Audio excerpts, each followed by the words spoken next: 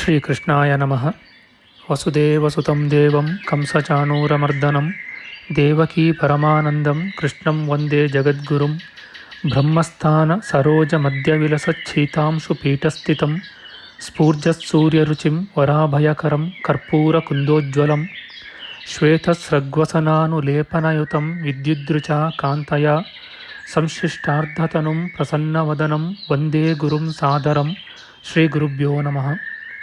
ಲಂಬೋದರಂ ಪರಮಸುಂದರಮೇಕದಂತಂ ರಕ್ತಾಂಬರಂ ತ್ರಿನಯನಂ ಪರಮಂ ಪವಿತ್ರಂ ಉದ್ಯದ್ದಿವಾಕರಕರೋಜ್ವಲಕಾಯಕಾಂತಂ ವಿಘ್ನೇಶ್ವರಂ ಸಕಲವಿಘ್ನಹರಂ ನಮಾಮಿ. ತ್ವಾಂ ದೇವ ವಿಘ್ನಧಲನೇತಿ ಚ ಸುಂದರೇತಿ ಭಕ್ತಿಪ್ರಿಯೇತಿ ಸುಖದೇತಿ ಫಲಪ್ರದೇತಿ ವಿದ್ಯಾಪ್ರದೇತ್ಯಗಹರೇತಿ ಚ ಯೇ ಸ್ತುವಂತಿ ತೇಭ್ಯೋ ಗಣೇಶವರದೋ ಭವನಿತ್ಯಮೇವ. ಶ್ರೀಮಹಾಗಣಪತಯೇ ನಮಃ. ಯಾ ಕುಂದೇಂದು ತುಷಾರಹಾರಧವಳ ಯಾ ಶುಭ್ರವಸ್ತ್ರಾವೃತ ಯಾ ವೀಣಾ ವರದಂಡಮಂಡಿತಕರ ಯಾ ಶ್ವೇತಪದ್ಮಾಸನ ಯಾ ಬ್ರಹ್ಮಾಚ್ಯುತಶಂಕರಪ್ರಭೃತಿಭಿಃ ದೇವೈಃ ಸದಾ ವಂದಿತಾ ಸಾ ಮಾಂ ಪಾತು ಸರಸ್ವತೀ ಭಗವತಿ ನಿಶ್ಶೇಷಜಾಡ್ಯಾಪಃ. ಶ್ರೀ ಸರಸ್ವತ್ಯೇ ನಮಃ. ವೇದಾರ್ಥತತ್ವವಿಶದೀಕರಣೇನ ಪುಂಸಾಂ ಉಚ್ಚೈರ್ಗತಿಂ ಜಗತಿ ಯೋ ದಯಯಾ ವಿಧಾತುಂ ರಮ್ಯಾಂ ಪುರಾಣಪದವೀಂ ಪ್ರಣಿನಾಯ ತಸ್ಮೈ ಲೋಕೇಶವೈಭವಪುಷೇ ಋಷಯೇ ನಮಸ್ತಾತ್.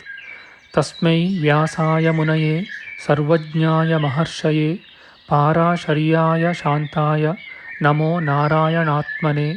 ಶ್ರೀವ್ಯಾಸಾಯ ನಮಃ. ನಾರಾಯಣಂ ನಮಸ್ಕೃತ್ಯ ನರಂ ಚೈವ ನರೋತ್ತಮಂ ದೇವೀಂ ಸರಸ್ವತೀಂ ವ್ಯಾಸಂ ತತೋ ಜಯಮುದೀರಯೇತ್.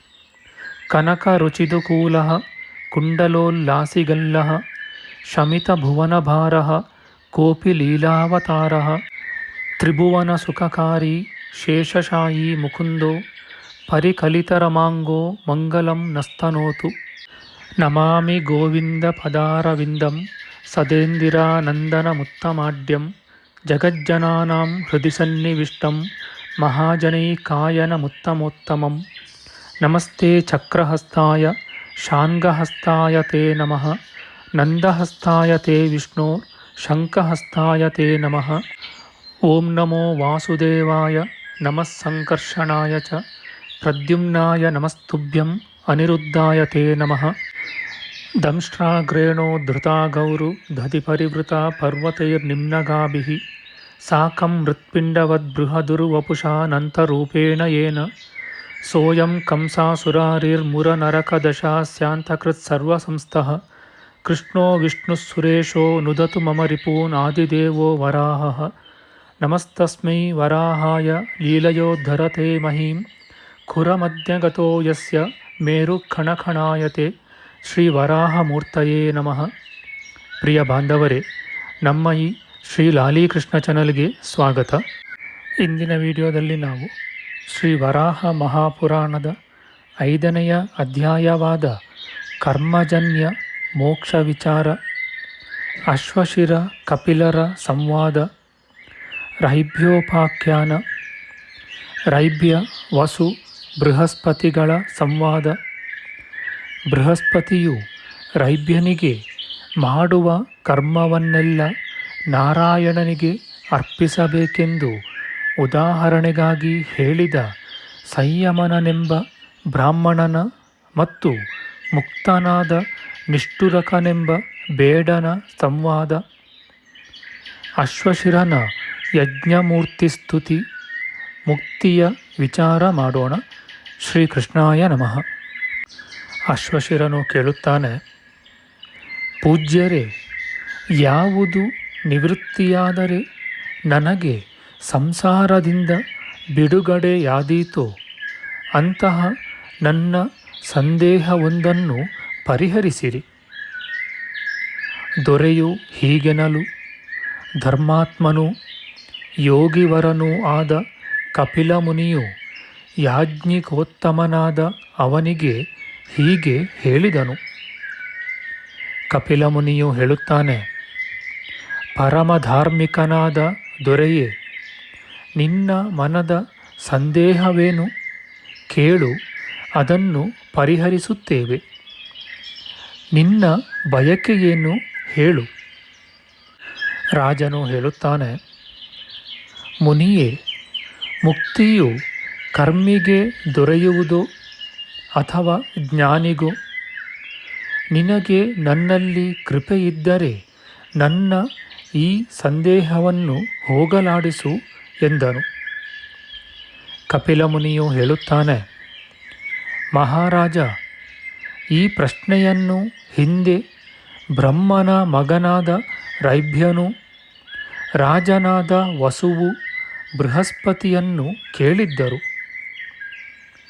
ಚಾಕ್ಷುಷ ಮನುವಿನ ಕಾಲದಲ್ಲಿ ಬ್ರಹ್ಮನ ವಂಶವರ್ಧನನೂ ದಾನಿಗಳೊಡೆಯನೂ ಆದ ವಸುವೆಂಬ ರಾಜೋತ್ತಮನಿದ್ದನು. ಆ ವಸುವು ಬ್ರಹ್ಮನ ಮನೆಗೆ ಅವನನ್ನು ನೋಡಬೇಕೆಂದು ಹೋದನು. ದಾರಿಯಲ್ಲಿ ವಿದ್ಯಾಧರೋತ್ತಮನಾದ ಚೈತ್ರರಥನೆಂಬುವನನ್ನು ಕಂಡು ಪ್ರೀತಿಯಿಂದ ವಸುವು ಬ್ರಹ್ಮನು ಏನು ಮಾಡುತ್ತಿದ್ದಾನೆ ಎಂದು ಕೇಳಿದನು. ದೇವತೆಗಳ ಸಮೂಹವು ಬ್ರಹ್ಮನ ಮನೆಯಲ್ಲಿರುವುದಾಗಿ ಅವನು ಹೇಳಿದನು.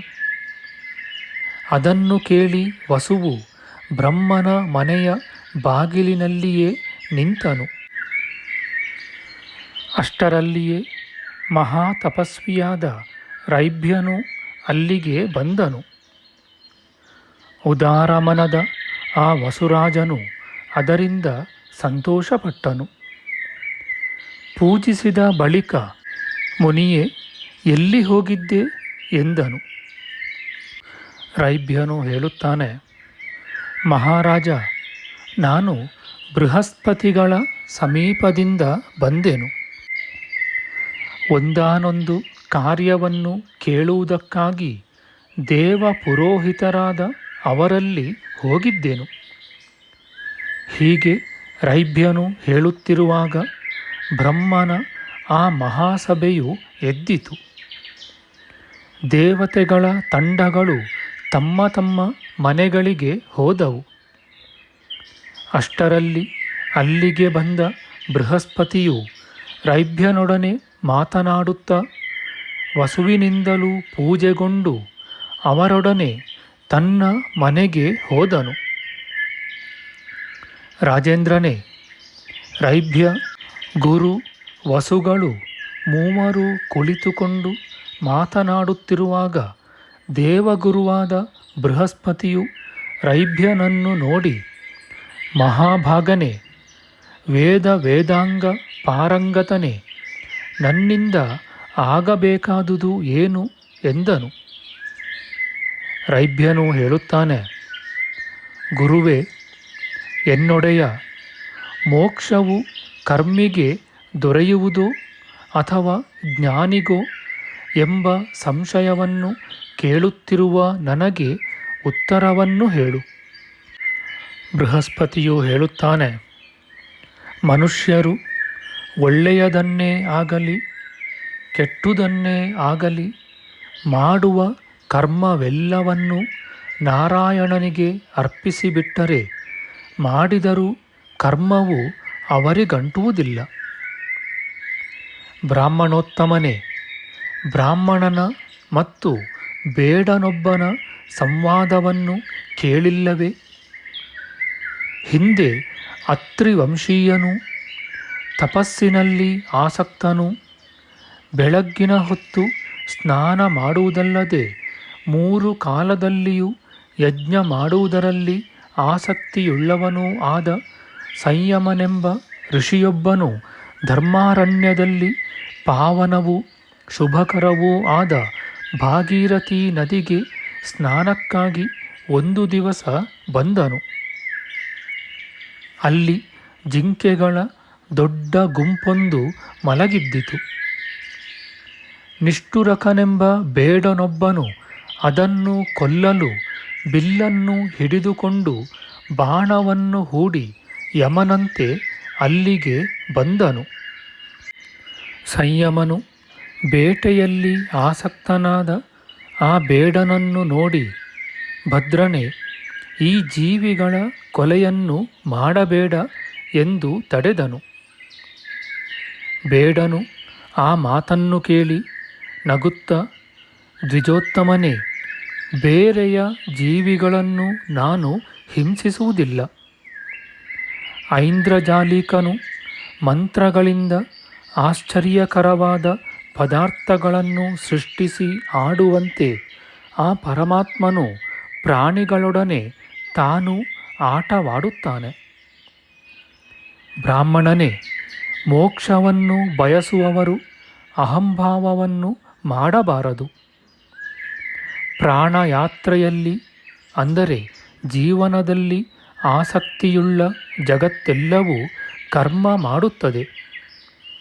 ಅದರಲ್ಲಿ ನಾನು ಎಂಬ ಶಬ್ದವು ಸರಿಹೋಗುವುದಿಲ್ಲ ಎಂದನು. ಬ್ರಾಹ್ಮಣೋತ್ತಮನಾದ ಆ ಸಂಯಮನು ಈ ಮಾತನ್ನು ಕೇಳಿ ಆಶ್ಚರ್ಯದಿಂದ ಬೇಡನಾದ ನಿಷ್ಠುರಕನನ್ನು ನೋಡಿ, ಭದ್ರನೇ, ಇದು ಪ್ರತ್ಯಕ್ಷವಾದ ಕಾರಣವನ್ನು ತೋರಿಸಿ ಹೇಳುವ ಮಾತೋ ಎಂದನು. ಅದನ್ನು ಕೇಳಿ ಧರ್ಮವನ್ನರಿತ ಬೇಡನು ಲೋಹಮಯವಾದ ಬಲೆಯನ್ನು ಮಾಡಿ ಅದರ ಕೆಳಗೆ ಬೆಂಕಿಯನ್ನಿಟ್ಟನು. ಬ್ರಾಹ್ಮಣನಿಗೂ ಬೆಂಕಿಯನ್ನು ಕೊಟ್ಟು ಸೌದೆಯ ರಾಶಿಯನ್ನುರಿಸು ಎಂದನು. ಬ್ರಾಹ್ಮಣನು ಬಾಯಿಯಿಂದಲೂ ಬೆಂಕಿಯನ್ನು ಚೆನ್ನಾಗಿ ಉರಿಯುವಂತೆ ಮಾಡಿ ಸುಮ್ಮನಾದನು. ಬೆಂಕಿಯನ್ನುರಿಸಲು ಲೋಹದ ಆ ಬಲೆಯು ತೂತುಗಳಿಂದ ಹೊರಟ ಉರಿಯಿಂದ ಉರಿಯ ಗೋಳದಂತೆ ಹೊಳೆಯಿತು. ಬೆಂಕಿಯು ಒಂದೆಡೆಯಲ್ಲಿಯೇ ಇದ್ದರೂ ಅದರ ಉರಿಗಳು ಕಬ್ಬಿಣದ ಬಲೆಯ ತೂತುಗಳಿಂದ ಬೇರೆ ಬೇರೆಯಾಗಿ ಸಾವಿರಾರು ಹೊರಟವು. ಬಳಿಕ ಬೇಡನು ಬ್ರಾಹ್ಮಣನಿಗೆ, ಮಹಾಮುನಿಯೇ, ನೀನೊಂದು ಉರಿಯನ್ನು ತೆಗೆದುಕೋ, ನಾನು ಉಳಿದುದನ್ನು ಆರಿಸುತ್ತೇನೆ ಎಂದನು. ಹೀಗೆ ಹೇಳಿ ನೀರು ತುಂಬಿದ ಗಡಿಗೆಯನ್ನು ಬೇಗನೆ ಬೆಂಕಿಯಲ್ಲಿ ಹಾಕಿದನು. ಬೆಂಕಿಯು ಮೊದಲಿನಂತೆ ತಟ್ಟನೆ ಆರಿಹೋಯಿತು. ಆಮೇಲೆ ಬೇಡನು ಬ್ರಾಹ್ಮಣನನ್ನು ನೋಡಿ, ಪೂಜ್ಯನೇ, ನೀನು ಬೆಂಕಿಯ ಯಾವ ಉರಿಯನ್ನು ಹಿಡಿದುಕೊಂಡಿದ್ದೀಯೋ ಅದನ್ನು ಕೊಡು, ಮಾಂಸವನ್ನು ತಂದು ಅದರಿಂದ ಬೇಯಿಸಿ ತಿನ್ನುತ್ತೇನೆ ಎಂದನು. ಹೀಗೆ ಹೇಳಿಸಿಕೊಂಡ ಬ್ರಾಹ್ಮಣನು ಕಬ್ಬಿಣದ ಬಲೆಯನ್ನು ನೋಡಲು ಅಲ್ಲಿ ಉರಿಯು ಕಾಣಲೇ ಇಲ್ಲ. ಮೂಲವಾದ ಬೆಂಕಿಯು ಆರಿ ಹೋಗಿದ್ದುದರಿಂದ ಅದು ಹೋಗಿದ್ದಿತು. ಆಗ ವ್ರತಧಾರಿಯಾದ ಆ ಬ್ರಾಹ್ಮಣನು ಆಶ್ಚರ್ಯಪಟ್ಟು ಸುಮ್ಮನಿರಲು ಬೇಡನು ಹೇಳುತ್ತಾನೆ.